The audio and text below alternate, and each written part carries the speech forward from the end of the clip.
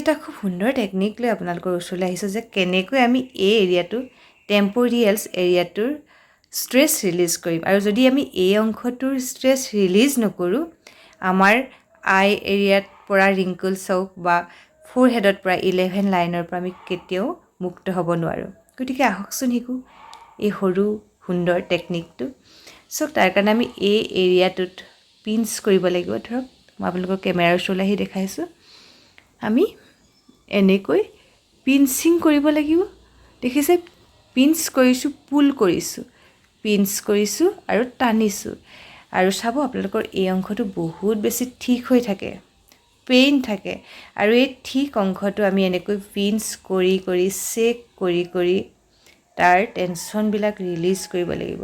আৰু খুব সুন্দৰকৈ আপুনি এনজয় কৰক, চকু মুদক, স্মাইল কৰক। স্মাইল কৰাটো বহুত গুৰুত্বপূৰ্ণ কথা।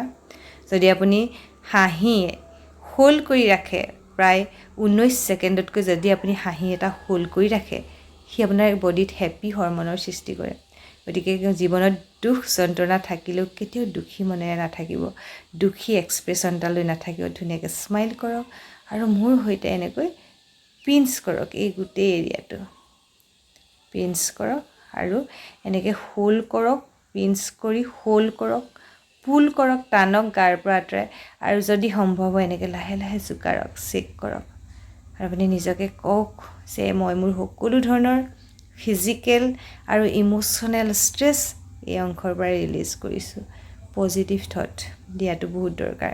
আমি কেনেকৈ কওঁ মোৰ বহুত টেনশ্যন আছে, মোৰ বহুত টেনশ্যন, কিন্তু আমি ওলোটাকৈ ক'ব লাগে যে মই মোৰ সকলো ধৰণৰ ষ্ট্ৰেছ, ফিজিকেল আৰু ইম'শ্যনেল ষ্ট্ৰেছ মই লেট গো কৰিছোঁ।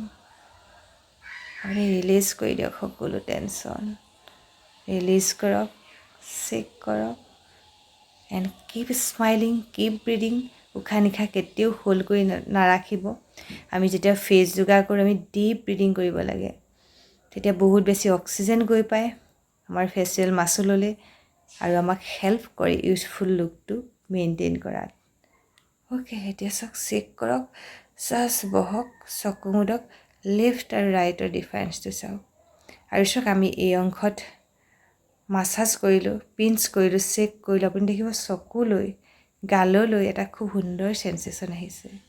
আশা কৰি সৰু সৰু টেকনিকটো এনজয় কৰিলে। আৰু এনেকৈ আমি মাজে মাজে লগ পাই থাকিম। ধন্যবাদ।